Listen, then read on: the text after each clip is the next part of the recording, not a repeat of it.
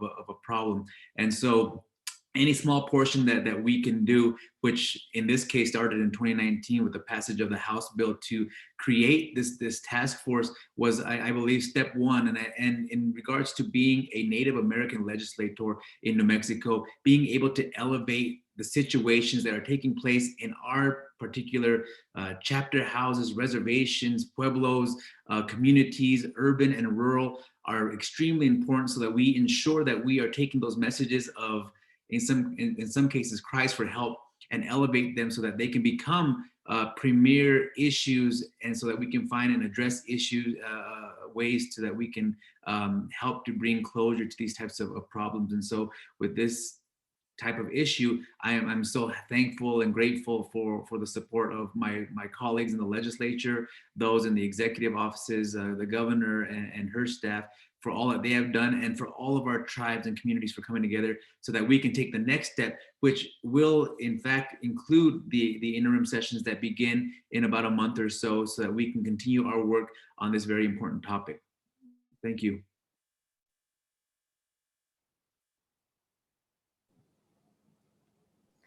Thank you, Chairman Lente. And I'll just follow on with maybe what might be a little bit of helpful just timeline and logistics and kind of what happens behind the scenes in the legislature to maybe help folks think about, how do we move forward in terms of crafting legislation that will ultimately help to address the causes of why people go missing and the tragedies that, we're talking about here. I think that one of the things that really struck me from the work that got done by the task force over the last year is how huge this task is. And, there's so many multifaceted things that have to happen, from coordination across law enforcement and sharing data and jurisdictional coordination to look for and to find people. And there's such a huge need for resources and services for people. And then, thinking about kind of even the bigger structural, like, why are people experiencing violence and missing to begin with, which is like a whole constellation of issues around trafficking and violence and addiction problems that are happening in homes and other things that are happening in people's individual lives. And so not to bring all the things into this room, because I do want to honor the beautiful space that everyone has created, but in terms of thinking about formulating policy, the kinds of things that I think that would be helpful to do as we're thinking about the next steps legislatively is to say, what are the things that we need that will actually help to solve these challenges? So is it expanded survivor services and domestic violence services? Is it community intervention programs and education programs? Is it some kind of direction to the state to be a better partner on the public safety side of things? Understanding that the state is even itself just a small player, right? Because most of what is occurring is actually happening on tribal lands. So I think that, we have to think about it from the federal level. And of course, under Deb Haaland's amazing leadership at Interior, we now have this new unit at Interior, which I think is really important. And I know the president issued a proclamation yesterday issuing the president's commitment to working on this issue, but clearly we need more federal resources to be flowing, not just for federal law enforcement, but to tribes specifically, so that they have resources to be, deploying within their nations, tribes and pueblos. And then the role of the state, of course, is to also be a partner and provide resources and to coordinate on law enforcement. And we can also direct local law enforcement activities as well through state legislation. So I'm always thinking about kind of the big picture and the structural questions. So I would think about kind of the next steps in policy formulation as around those things, like what are the things that the state can do? What are the things that the federal government can do? And of course, what are the things that our pueblos and tribal nations can do to help address this question? And where do we need state legislation to fix or direct or resources to do that? Where do we need federal legislation or resources to do that? And then where if we had even philanthropy, it would probably be, we could probably get some significant philanthropic resources to help out with this as well, and kind of breaking it down in that way. So that's kind of the policy formulation side of things. And then in terms of the actual timeline, as Representative Lente was mentioning, so, and Secretary Trujillo, the vast majority of the work actually happens in advance of the session. And what I have found, I've only been serving in the legislature a few years, but it's sort of easier to get things through the legislature if there's been a lot of advance work and interim hearings. And so to the extent that we already know some of the answers, if we could start to put together legislative ideas that could be heard in the interim committees over the summer, and then especially heading into the fall, actually having like a comprehensive bill. And the task force was the first good step. And I think this was reflected in some of the hearings that we had this session in creating the framework to investigate the challenges. But I think a lot of people, a lot of legislators on both sides of the aisle were like, now what should we make, what should we have the state do legislatively to help be a better partner? And so I think that's the next step, is those directives to our state agencies around social services, public safety, and it's not all directed through Indian Affairs, because Indian Affairs is a tiny office and all of these amazing people are doing everything on every topic. We really need our state police, we need, you know, human services, we need CYFD, we need all of these state agencies that provide social services and public safety to be directed to be working on this issue. But of course, in partnership with our tribal nations and respecting, you know, sovereignty. So that's what I kind of view as the next steps, is starting to take what we know and putting it into policy frameworks that then we can draft into legislative directives at the state level, and also start to put budget directives together. So that's the other kind of piece of this, is the agencies are already kind of working on their budgets for the next cycle, and they will present those budgets in September to the LFC, to the Legislative Finance Committee. And ideally, you want the governor to be backing your budget proposal when that proposal goes to LFC. So to the extent that some of the solutions require resources, we want to make sure that that's in the hopper and that there's buy-in from the administration as that proposal goes to the LFC in September. So again, that's a kind of summer activity. So those are some of the kind of nuts and bolts. And then that way, once you get to January next year, it's all baked into the budget. We've got a governor's bill, and then, you know, it should be relatively straightforward to get it through the process. Thank you. Thank you, Representative Stanberry. I think you kind of like answered the next two questions in a nutshell and started that conversation. So thank you for that. So I just wanted to open it up to the next two, because our second question was, from your perspective, how can outside agencies work with tribal leaders to better raise awareness for collaboration and successful policy changes?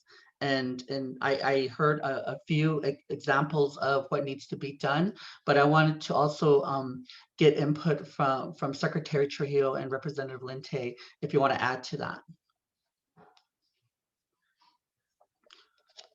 Secretary? I'll defer to you first and then I'll follow. Okay.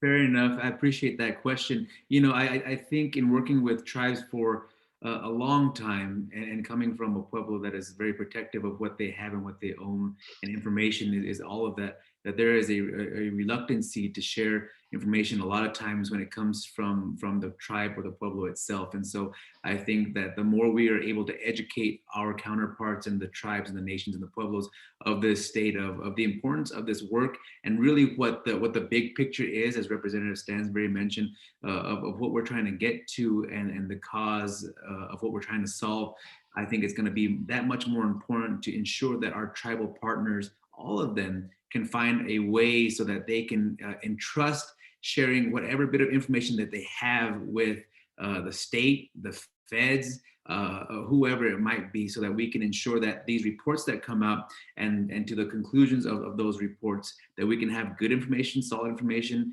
inclusive information from our pueblos, because at the end of the day, we are the people and they are the people and they are the communities that are being affected the most. And so if we don't have all the information at hand, then we're likely going to have an incomplete report. And so if we can bring all those players together, all those participants together, it's going to make for a much stronger report. And again, not just looking at a report, but end to this crisis.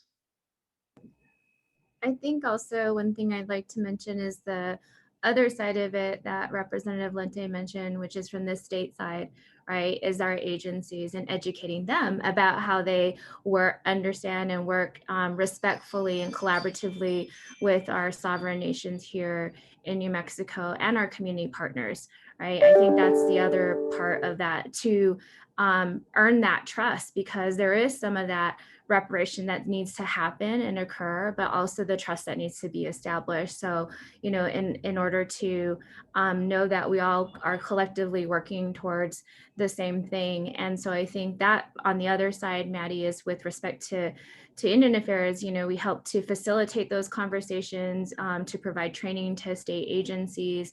But that's where I think we can bring together, especially in relation to public safety, and, you know, really for us, really trying to strengthen that relationship with Department of Public Safety, because as I've heard Representative Lente say previously, this isn't just an Indian issue, right? If you're talking about public safety, it's public safety. And so I think also for us working with our state partners that have a role in this, to understand it's not just an Indian issue, but that there should really be other agencies working in partnership, not only with Indian Affairs, but with our tribes.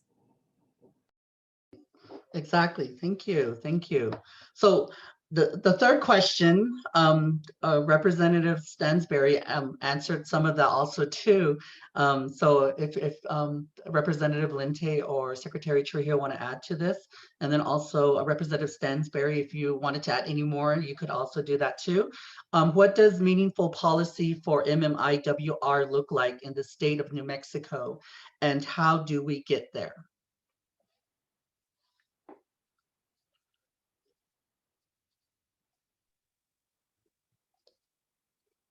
Let's start with Representative Stansberry, if you have any more to add.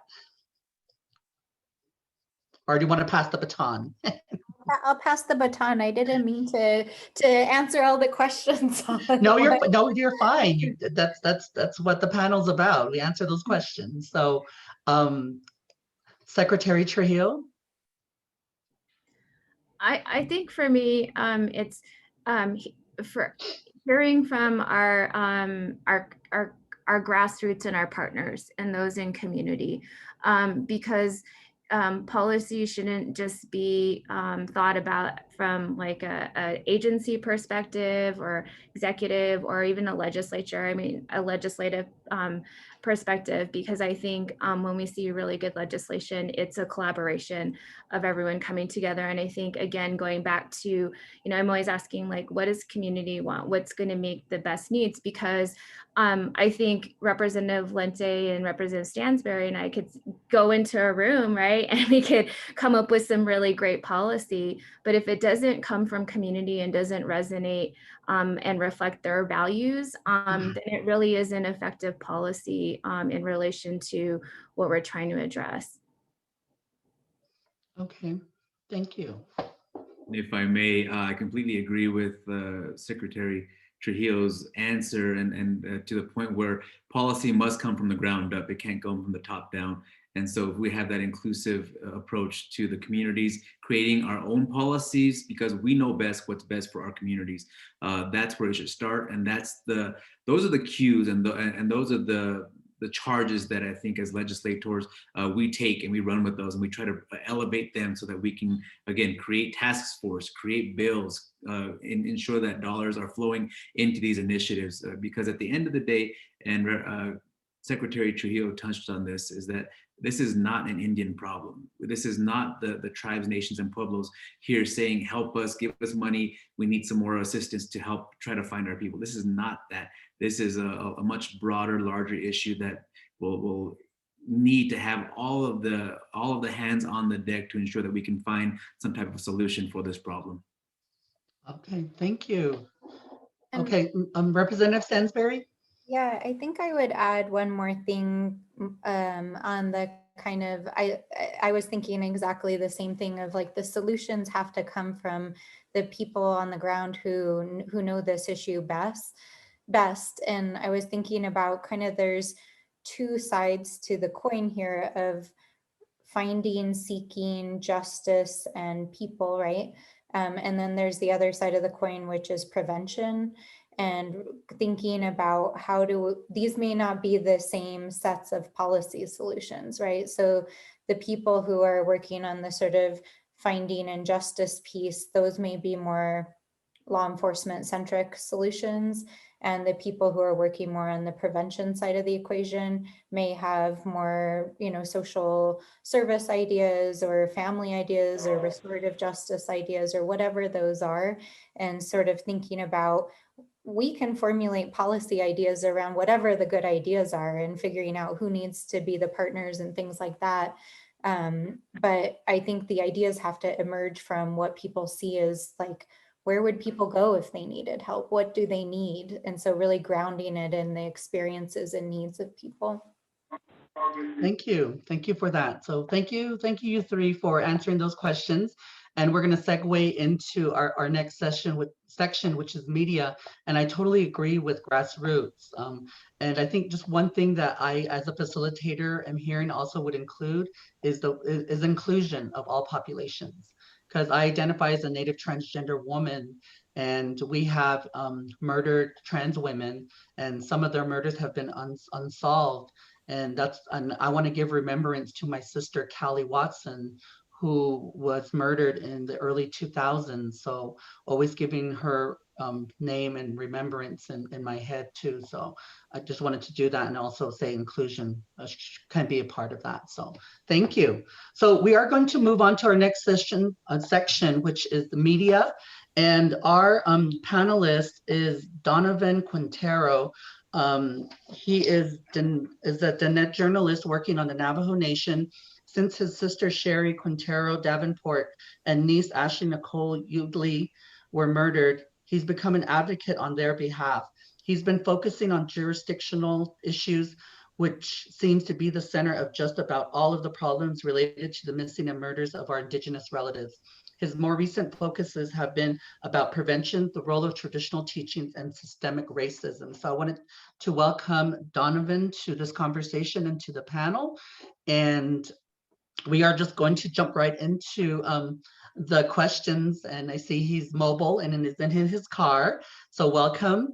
So our first question to you, Donovan, and media, I think, is very important on how we discuss media and how we included media in the work that's being talked about, especially with MMIWR. So the first question, what do you see that is needed to support responses to MMIWR in the media, and how do we utilize the media as a tool? Thank you for that, and thank you for this opportunity. First off, I'd like to offer my condolences to all families who have lost their loved ones to murder, and prayers to all the families who wake up every day missing their loved ones who continue to be missing. I think that one of the things that I'll jump right into is, victim blaming. I think that's one of the biggest things that comes up in my experiences, and as far as working this from a media perspective. I think that a lot of that first responders are the most important folks here in regards to how this information is passed on and disseminated and shared amongst each other. One of the key things that has been brought up here, of course, is jurisdiction. That's one of in my opinion, the biggest obstacle here. That there are a lot of great systems in place already, large systems already in place, but it's a matter of communication and how does jurisdiction play a role in that. For instance, that I was sent a report from the Arizona Study Committee, the MMIP Study Committee, and they also addressed that say that jurisdiction is one of the biggest probably the biggest obstacle here, and how we can address this. I think the other one too is, lack of resources on reservations. I think that's one of the greatest things that we need to address. I think COVID has certainly highlighted that, has brought that to light. A lot of our relatives on the streets, unsheltered relatives, that is, have really been feeling these effects of what's been going on with the COVID pandemic. I think that one of the greatest things, of course, is alcohol, drug abuse, and so on, other types of abuses as well. There are no, as far as I know, at least on our Navajo Nation, there are really no rehabilitation centers for folks to go to.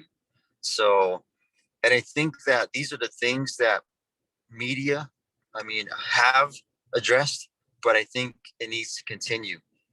Obviously, it's about, how do you come at this with a new angle, if you will, and that's always a big challenge too for reporters out there. Of course, we have other stories, reporters have other stories to talk about too as well. So these are just some of the challenges that I think media faces. But it's all, again, that should not be an excuse. That should not be a reason why to not continue addressing this issue. This issue is a very important one, and like Representative Lente said, this is a pandemic. This is something that we need to take really, really serious. Thank you. Maddie, if I might jump in. I'm on mute. Go ahead, Secretary Trio. Thank you, Donovan, for that. And I think, one of the things I noticed in terms of just my perspective as being secretary, but also the chair of this task force, and then the media requests, just the amount of how many requests we get and interest, which I'm thankful for, which I think needs to happen. It needs to happen more. There's also the inclusion of, we need more Indigenous people to be in media like you, Donovan, to share our stories.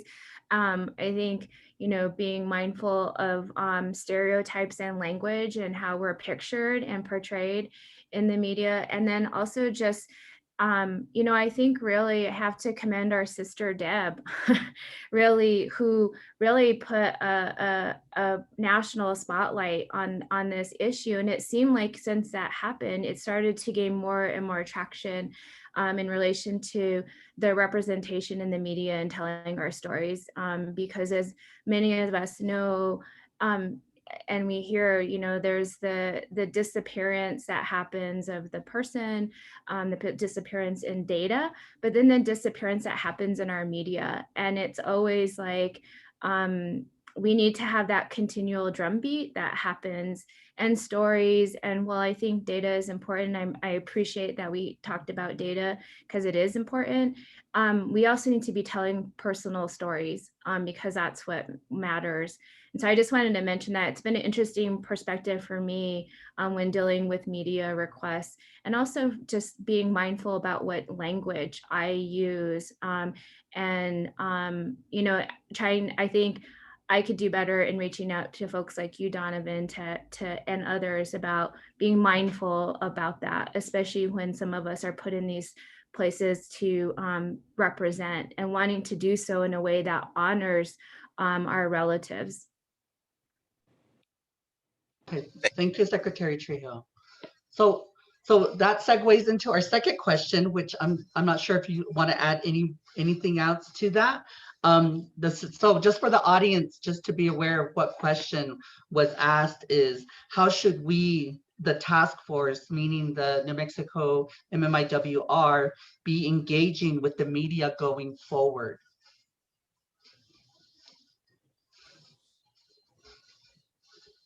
Donovan? Yes, thank you again.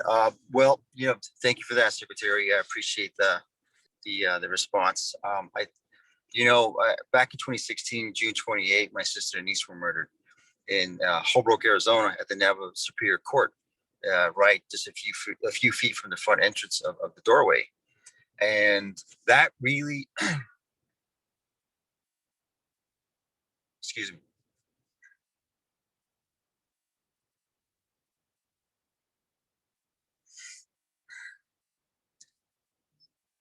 that really changed my life.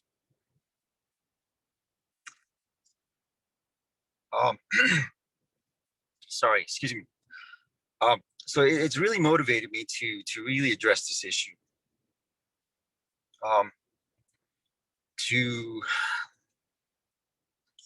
as a victim, as a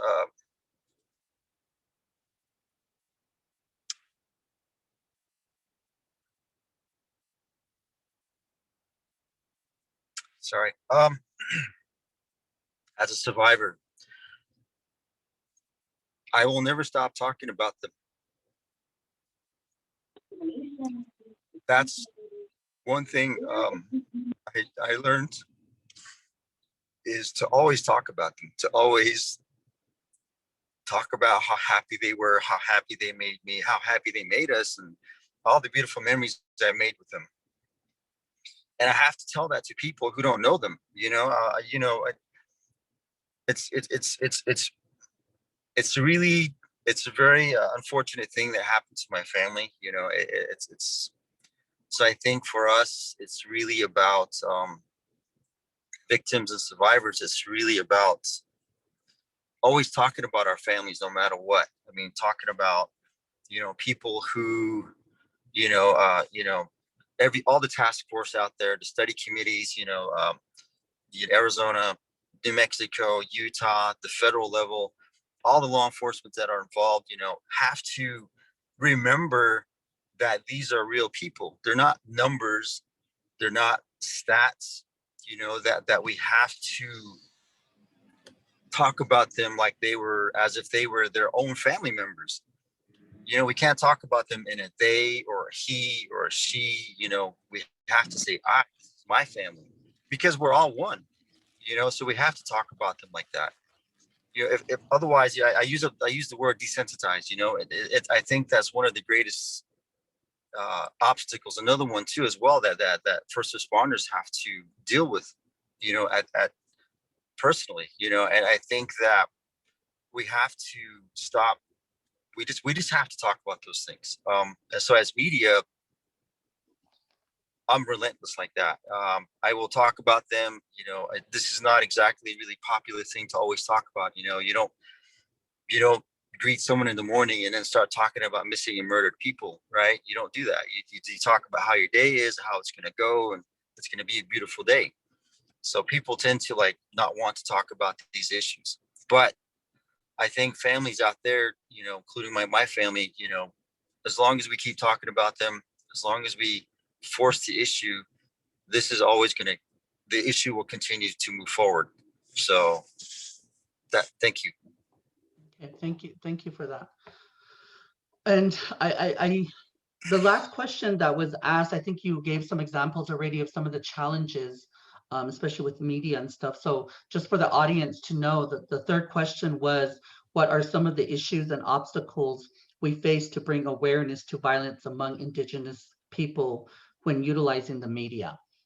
So I don't know if you want to add any more to that question, Donovan? You kind of broke up. I'm sorry. Can you ask that again? Okay, I'm sorry. So what are some of the issues and obstacles we face to bring awareness to violence among Indigenous people when utilizing the media? How can we utilize the media as far as addressing issues? Okay, well,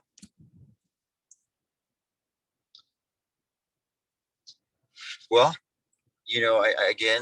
think the obstacles are, it's trying to, again, it's always, I think from the media perspective,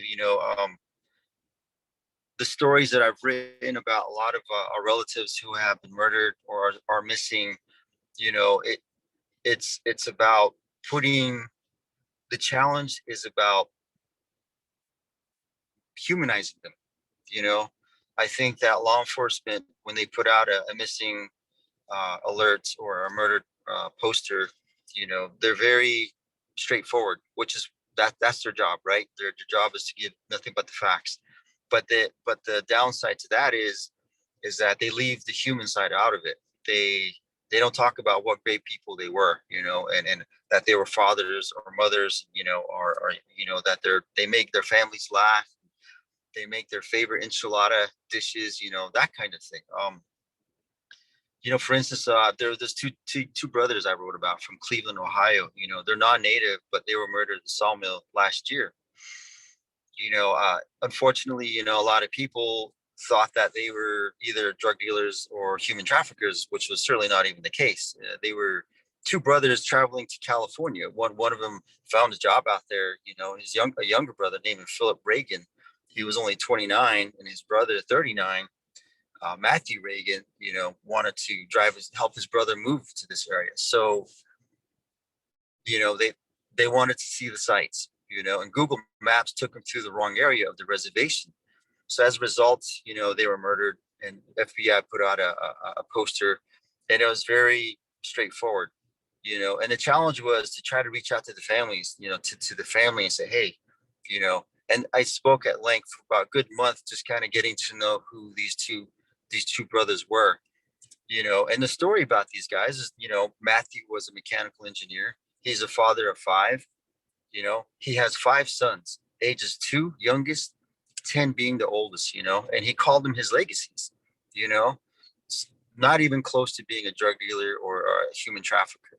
And these are the kinds of obstacles and challenges that we as media, I think we need to make more effort and humanize these people, and not just, while it's important to stick to the facts, but I really think that media need to also make a lot more effort to humanize these people. Thank you. Okay, thank you, Donovan. Did you want to add anything, Secretary Trujillo, before we end this section around media? I had something, but I lost it. So I'm Okay. Maddie. Thank you. I appreciate it. Okay, and I'm not sure if we're going to end right at 12 o'clock, but I'm going to try to push this along. And our next section is going to be around MMI. Thank you, Donovan, for that, and thank you for being a part of this panel. I appreciate that. So our next section is going to be around MMIWR specialists and coming from the community perspective and working in the community. So we do have 2 other panelists, Kristen Welch. I hope I say your names right, and if I say your name wrong, I'm sorry. And our next panelist also is Melody Cerna. So if you want to do a quick introduction, because I know time's an issue right now. So, and if I read this whole bio, it's going to take up some time. So let's go with Melody first. If you could introduce yourself and where you're from, and then we can start with the questions.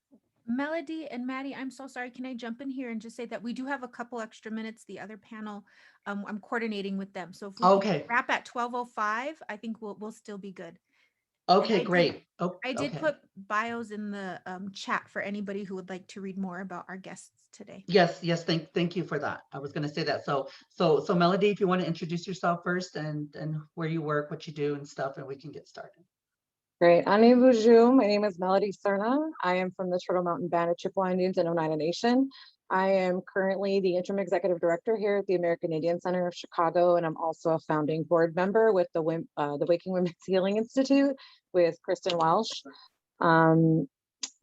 Yeah, I'll just kind of leave it there so that Kristen can introduce so we can get into the questions.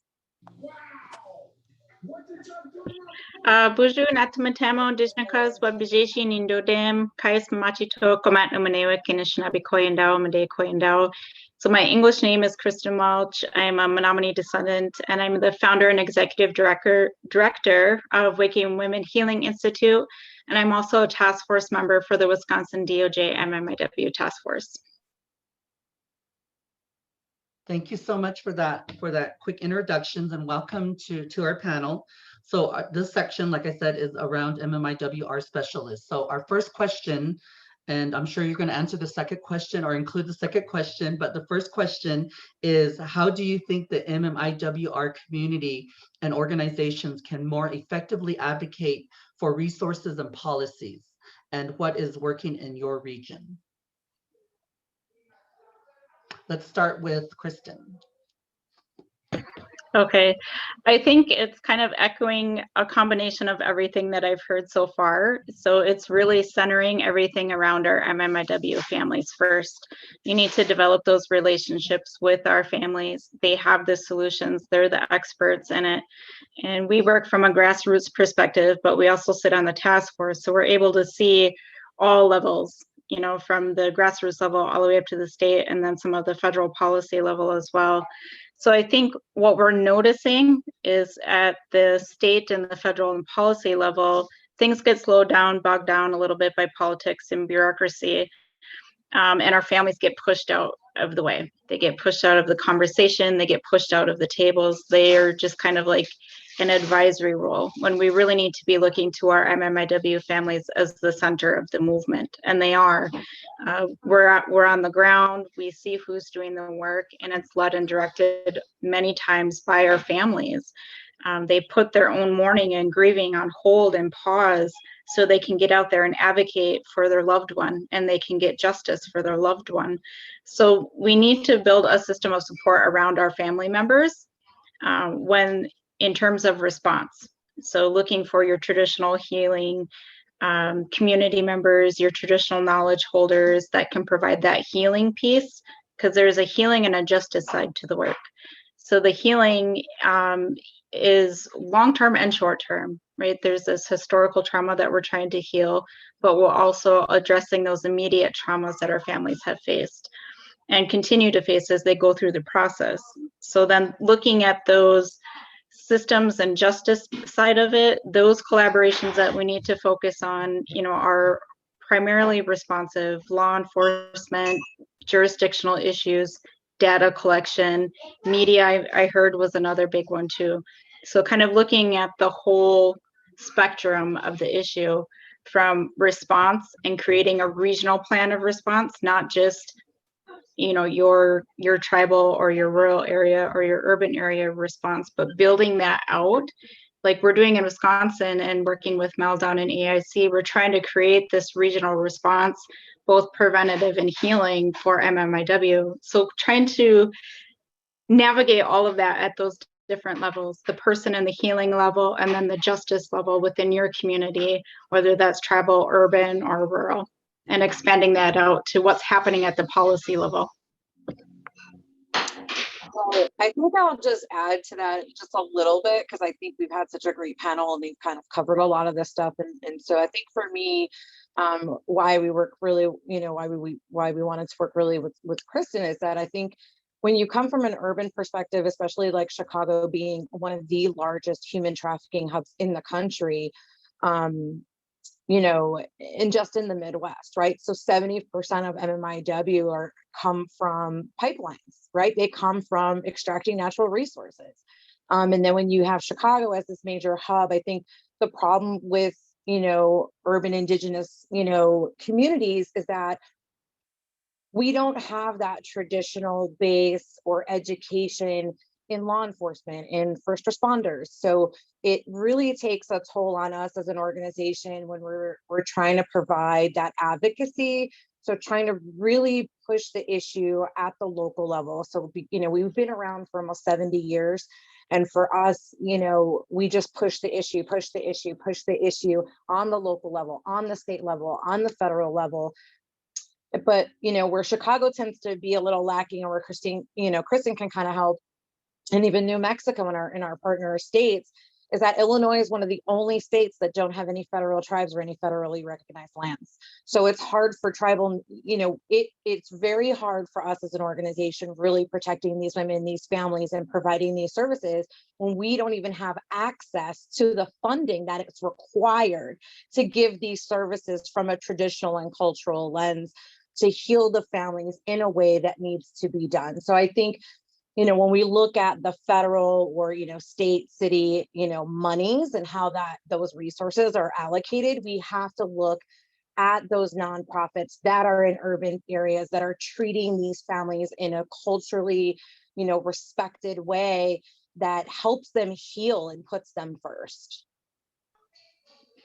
Thank you. Thank you for those answers. So our second question is, how can we create partnerships among agencies and organizations so that we are not duplicating services? You want to go first, Kristen? I was just like, I know she wants this. So what we recognize most oftentimes than not is that duplicating services is not necessarily a bad thing. We are underserved. We do not have enough DVSA workers. We do not have enough shelters. We do not have enough of those preventative services in the first place. So to kind of say duplication is a bad thing, we really aren't coming at it from a survivor-centered perspective. Then as a former survivor, I want options on where I can go to get help. So I think instead of looking at it as duplicating services, but strengthening our relationships with these services and having those tough conversations, you know, if they're a partner agency or an ally agency to tribal nations, how can we help them provide more culturally founded, services to our survivors in the first place? But the more options we have and the more avenues for our survivors to get help, the more we're going to reduce our missing and murdered in the long term. So we need more services, we need more access to services, and we need them to be funded from multiple streams. So that's grassroots, that's formal agency, that's federal. I mean, we all have to be working on the same page in the same panel here. And that's kind of what we've been hearing, but that's just how we look at it from serving our survivors, being a survivor myself. The more services we can get out there, the better. And especially, like, it's very different depending upon our area. Rural services here in Wisconsin are few and far between. And what we do have is very Western, where it might be a little bit different down in Chicago. It might be a little bit different in New Mexico. So learning from services that are available and then increasing access and taking care of our helpers in those services as well, so they're not burning out and doing this work. Right. She was right. I did want that one. But for all the right reasons, right? You know, we hear all the time, oh, we don't want to duplicate services. We do want to duplicate the services. That's the whole idea. The idea is we duplicate them and we put stamps and we duplicate it and we know it works and we do it again. We do it again and we do it again until this issue is no longer an issue. I want my daughter to have to wake up one day and not know that MMIW is an awareness month or more than that. It shouldn't be an issue. I'm a mother. I have a daughter, and it should not be an issue. But in order for it to not be an issue, we have to duplicate the services. I cannot stress it enough. It has to be duplicated, but it has to be decolonized, because that's the other thing, right?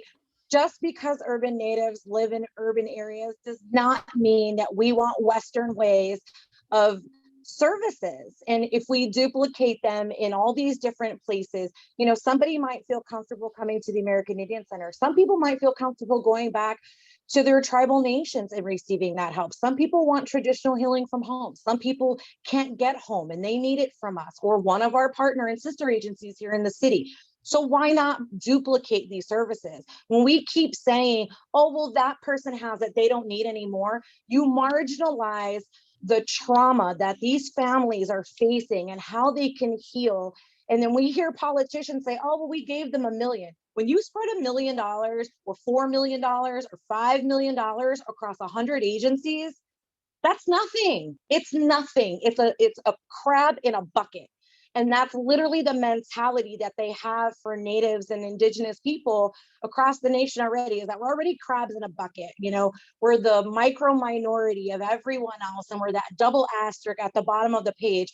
So our women and our families aren't getting the services that they need and the resources that they need. And when they do, they're colonized. You know, they put them in a system and then they expect them to adapt and adjust. So not only are you a victim, but you're being re-victimized because you have to colonize just to get services. And then if you don't agree with those programs, you lose your services. So, you know, we're in this place where we have to be able to say, look, let's duplicate the services as often and as much as we can to all Native nonprofits, to all tribal nations, to all of us, so that we can better serve all of our nations and all of our women and all of our families.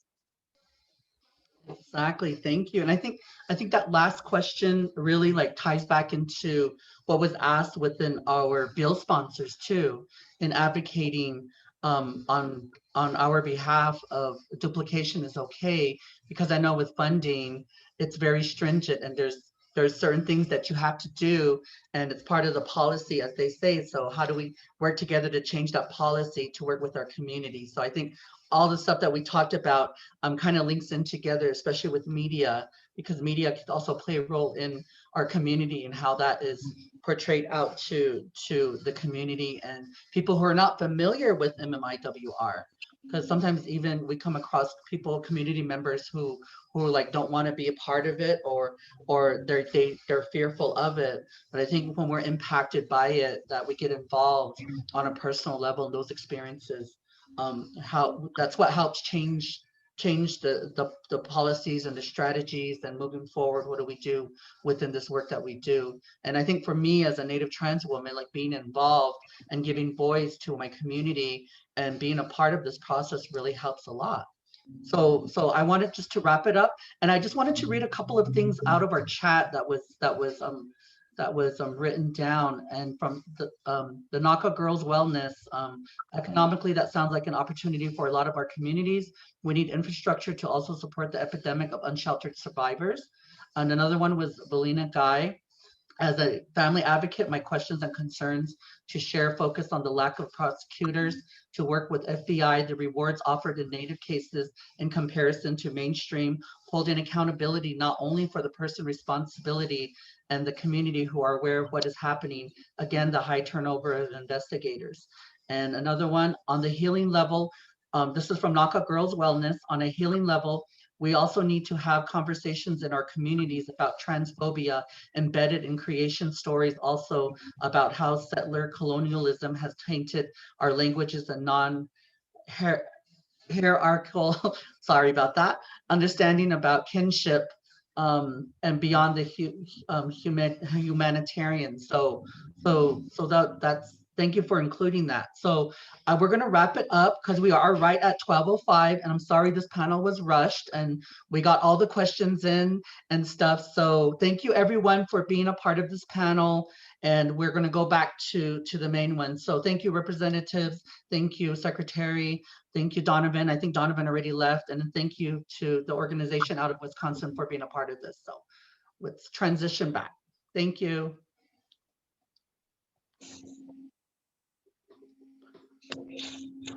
Thank you, everybody.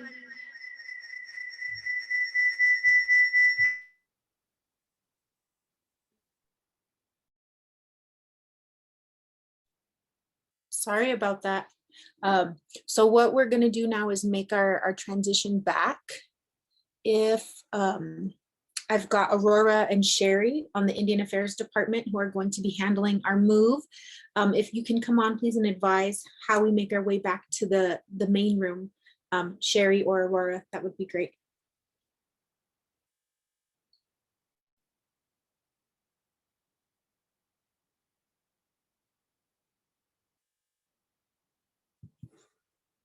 Because I don't know how to move us.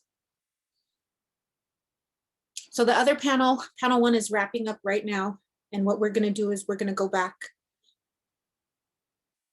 Oh, okay. The room will be closed and we will automatically be redirected back to the main session here. And so what we're going to do, move next to in the panel is a report back to the group from panel 1 and panel 2. So if you didn't participate in either one, or which one you did not participate in. So for us, panel 1, there will be a report from what they were able to cover and information that they were able to pull out. So as soon as the transition starts, I think something will pop up on the screen and then move everybody back. And we're on schedule to be wrapped by 12:30, I believe, with a closing prayer. So thank you, everybody. If anybody wants to share anything right now, I think we've got a couple of seconds maybe until the automatic move starts to happen.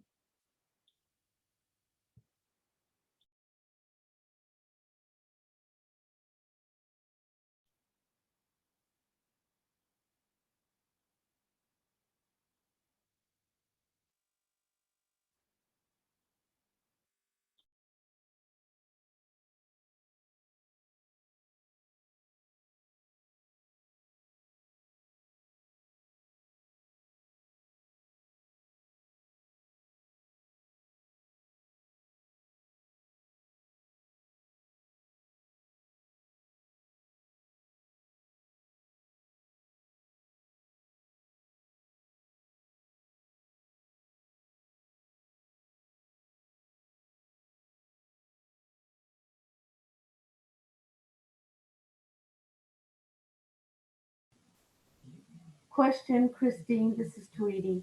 Do we have to, we don't need to push this leave room to go back, do we? Good question. I don't know.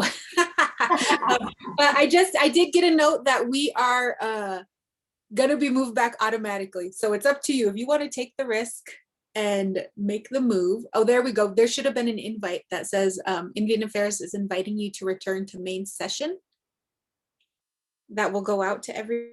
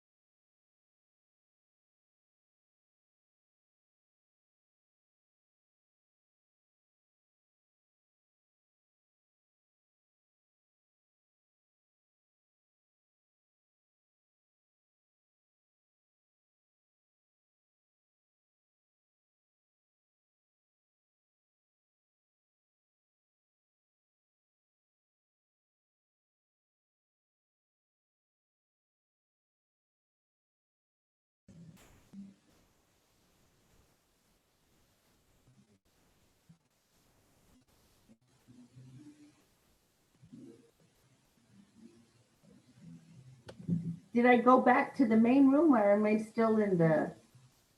Yeah. Hi, Tweety, you're in the main room. Okay, well, yeah, that leaves, takes you to the main room. Hey, Lynn, long time no see. Hi, I thought I recognized you. It's good to see you.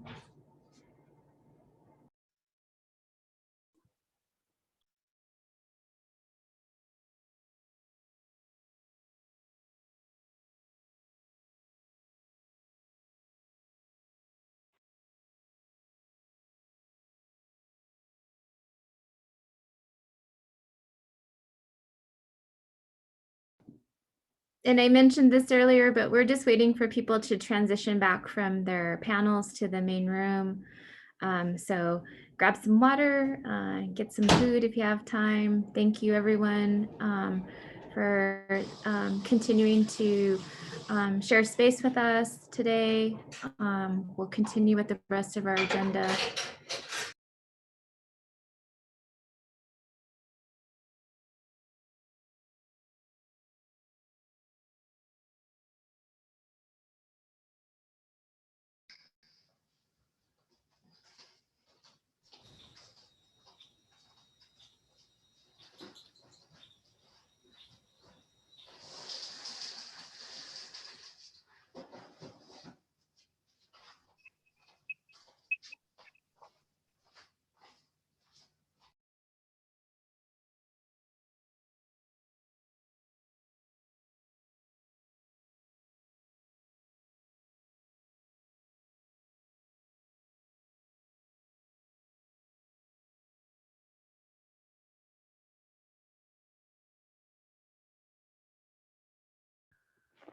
Great, thank you everyone. As we transition back into the main room, I'm going to share my screen and we'll pull up some of the key takeaways for our report back from panel 1. So Stephanie, post in if you would like to kind of run through some of the highlights and then we'll turn it over to panel 2.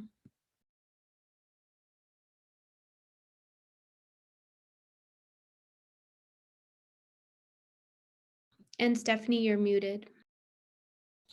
Thank you, everybody, for your contributions in panel 1. The panelists were answered the questions, hard questions sometimes, and the participants were very engaging. So one of the first things was the need for law enforcement training.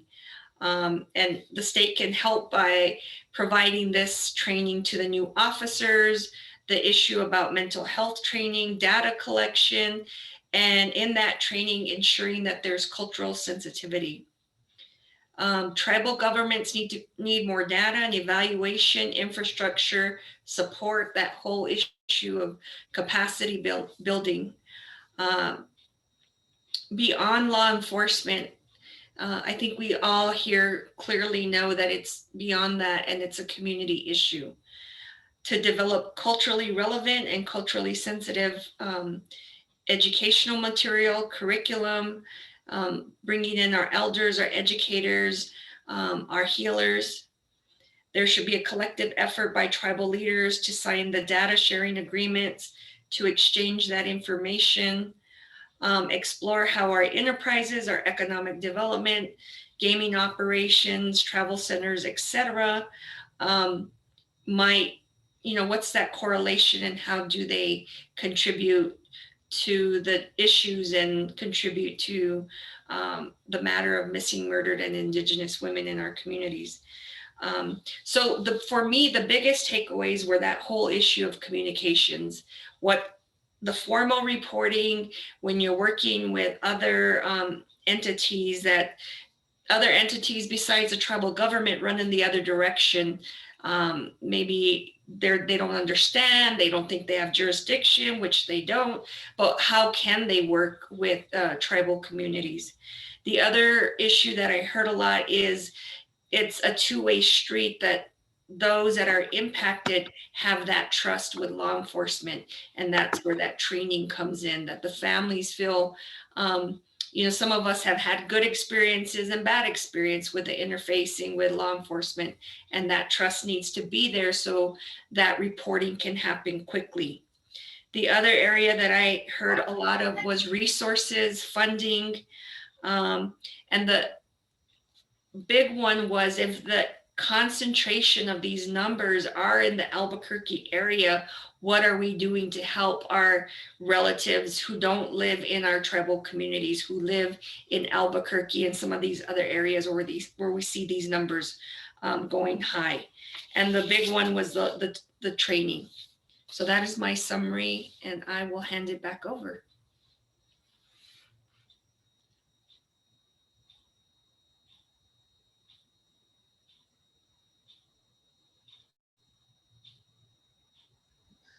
Christine, I don't know if you're going to pull up the PowerPoint from panel 2, but we'll turn it over to the group from panel 2. Thank you.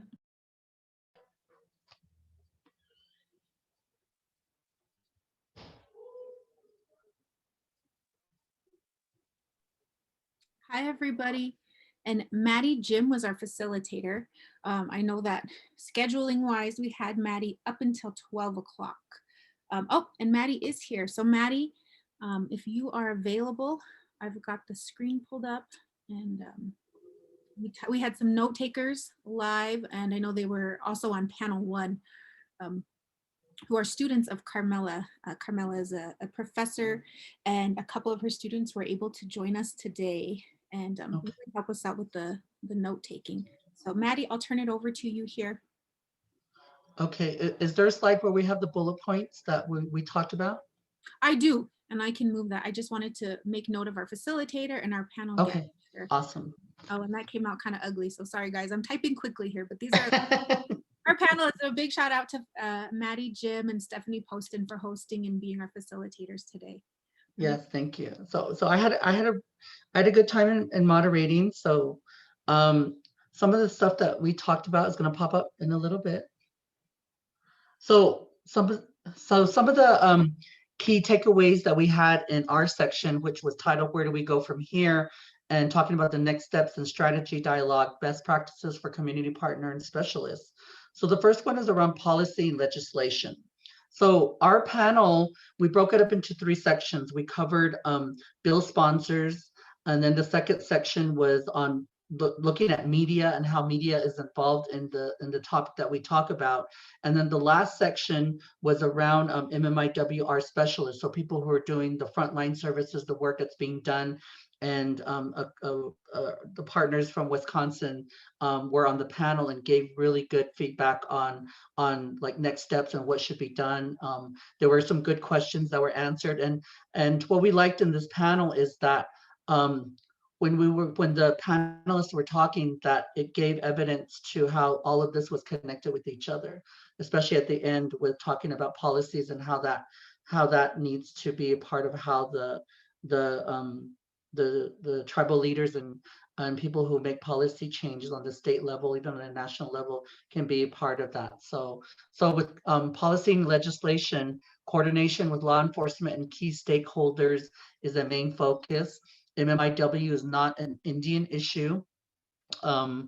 So we're talking about that a lot of times we put people into silos, or people put into section. I think society in general, we do that. We put people into boxes, and I think that's just one of the boxes that's created for us, making it sound like it's an Indian issue. And I've heard that before also too. So really looking at that and making it everybody's issue, a human issue, and addressing MMIWR.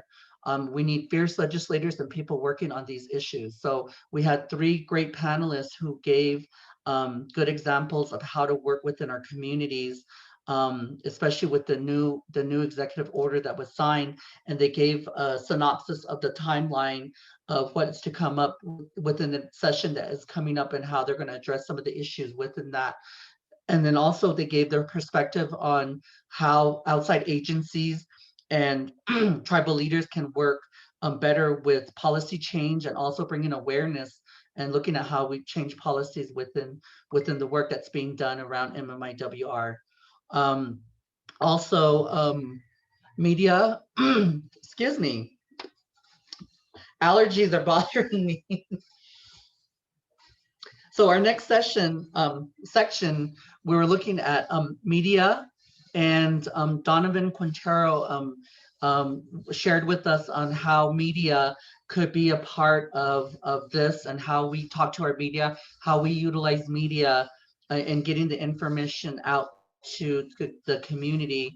And Donovan is a reporter, photographer, and has personal experience in the work that's being done stuff. So some of the stuff that was talked about was the support of what is needed by the media, and how media can work together with the task force. And those examples were given. Then also talking about some of the challenges that were faced within utilizing the media also too. So just how the words are said, and how media strategize, and how we utilize media was a part of those challenges. And one of the things Donovan that had brought up from experience is, and from him and his recommendations were, stop the victim blaming and reporting, because he has seen that being done in some of the reports, that especially with like first responders. He also included first responders, because a lot of times we don't talk about first responders, and that did a light bulb in my head in addressing some of these issues, especially when we talk about violence or murder, or reporting to first responders. We need Indigenous people and representation in the media. That was a good dialogue between Secretary Trujillo and Donovan, and how it's important to get more Indigenous voices, and also visibility of reporters in the media, and how we write our stories. And I think that goes back to, I think, just even history, because when I do trainings, I always talk about anthropology is one-sided. So they're kind of like the reporters back generations ago. So we need to have our own anthropologists and our own reporters, and talking about our challenges, and also not just challenges, but also our successes, and also our empowerment. So we talked about some of that. Community, the last part was working with community specialists, the center families in this work. So coming from a grassroots perspective, and looking at family, and how we talk with family, and who we work with in the community around family, make it family oriented. Provide as many and as much services as possible. And one of the things that we discussed was the duplication of services across jurisdictions and agencies. Sometimes people frown upon duplication of services, but the panelists were talking about how that's important. Even if we duplicate services, it's still helping the individual, or it's helping the family of murdered and missing Indigenous people, and addressing that issue. And I think that ties back into what we were talking about. How do we change those policies? Because I know policies, especially with funding, a lot of times they frown upon duplication of services. But if we need to provide services to our Native communities in this sense, and duplication is a part of that, how do we work together in changing some of those policies on the state and federal levels? So with the discussion that we had in the panel, everything kind of like intersected with each other in the discussions that we have. And then going back to the first portion with the bill sponsors, it was really good dialogue of how strategies could be done in working with the legislative session, and then also looking at meaningful policies within the MMIWR work that's being done in the state, and how do we work together in that. So it was rich dialogue. So I'm sure that the notes, more notes are going to be written down and sent out. So this was just a quick synopsis and a quick summary of what we discussed in our panel.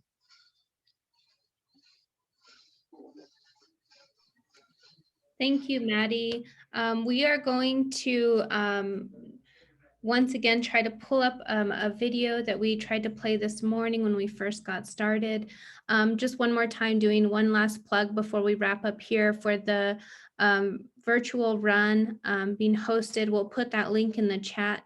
If you're unable to register, it goes through the 9th. So we will pull that message up from Shannon Flag, but want to thank our facilitators again. Thank you all for your participation in our panel discussions.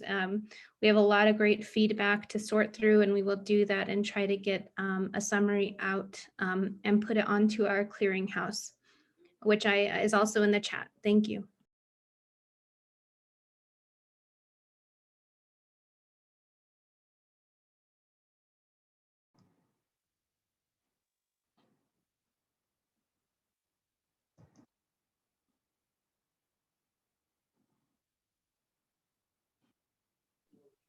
There's no audio, Sherry.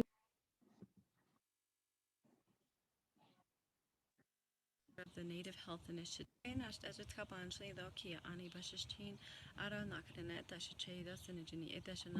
Is it working now? Greetings, Yes, relatives. yes. My name is Shannon Flag, and I'm co-partnership director of the Native Health Initiative organization. I come to you with greetings of well-being for you and your family. Today we embark on a journey for our beloved, missing and murdered Indigenous women and relatives. These are beautiful relatives who have passed on, and we want to acknowledge that, they're still with us in spirit. May they continue to be within us and all around us. And today, let us rise up together as we move forward and look at how resilient we are and we are becoming, and use this day as a way of healing. As we move forward physically, let's continue to move in action together, whether it's advocating, speaking about this concern or issue. Emotional and mental wellness also, we have to think of, beyond ourselves, our community and relatives, and how to support those who are dealing with this or who have dealt with it, and those who still need our support. Socially also, being able to be out in the community advocating, whether it's for our relatives and those who still need support, and being able to also provide just that support for them, even if it means walking for them today, running for them, and moving. And the greatest thing is, we need that spiritual healing as well from Creator. And I ask you today, use your step forward to think of loved ones, even if you've never met them, but to move forward for them and bring, that peace to family, to spirit, for others, for yourself. And thank you. Have a great run, walk, movement, and may Creator be with you, and may you walk in beauty.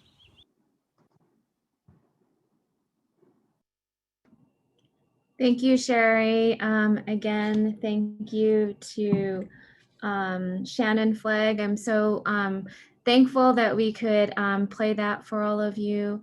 Again, want to thank our facilitators, Maddie Jim, and my sister at Sandia, Stephanie Poston, for providing their time and sharing with us.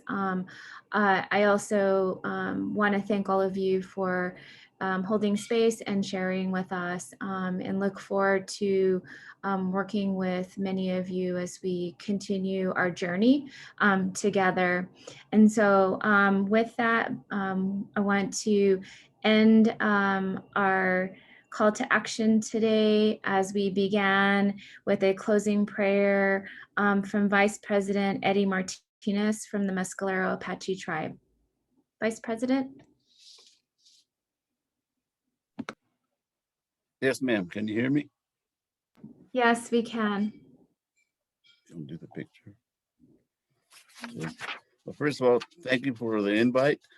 I appreciate it very much. And from the community also. With your permission, I have a closing statement and a closing prayer. Okay. Across the nation and in New Mexico, the crisis of missing and murdered Indigenous women and relatives has been garnered attention from tribal and state leaders to the President of the United States. This momentum would not be possible without the families who from the beginning were forced to become advocates on behalf of their loved ones. In their search for justice, they would bring the many challenges they navigated to the forefront and demand the need for change. And it is our sincere hope that landmark legislation and the presidential proclamation regarding missing and murdered Indigenous people will strengthen the movement and ensure that all Native people are protected. We are grateful to the Secretary of Interior, our own Deb Haaland, for her swift action and the courage to address the needs of the MMIWR epidemic. This work is a testament that your voices have been heard, and although there is still much work to do, we are headed in the right direction. Thank you all for sharing your compassion and commitment to the Native people of New Mexico. And here's their closing prayer. Done, our Creator, we gather as one to ask for your continued guidance and protection over our homelands, families, and communities. Our hearts are with those who are grieving and searching for their loved ones. We ask you to comfort them, give them strength, and we pray for justice. Thank you.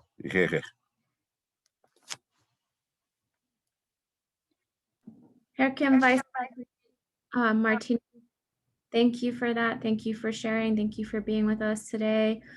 I also want to take this moment before we leave to thank Stephanie, Christine, Carmela, Sherry, and Aurora for really organizing this and putting this on. Thank you so much for your dedication and your hard work, for bringing us all together. And I wish all of you a good day. Let's carry our relatives with us as we move forward. And I look forward to the next time that we can come together. Herkim.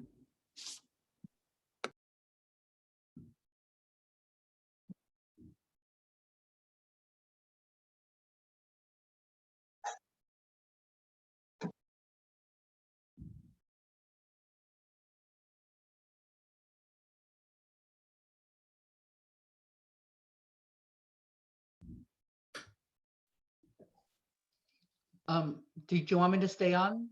Are we gonna have a conversation afterwards?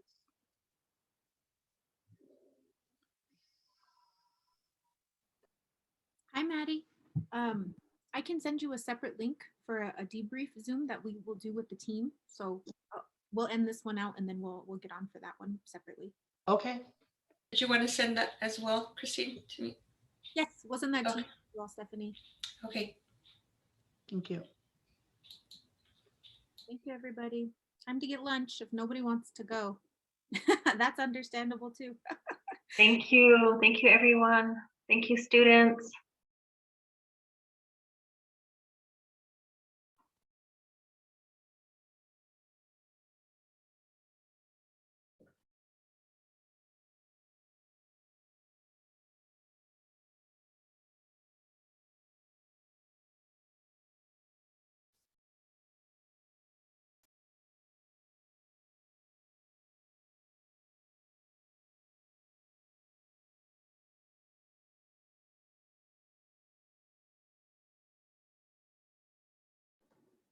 I'm going to close the meeting out now. Thank you all for joining us.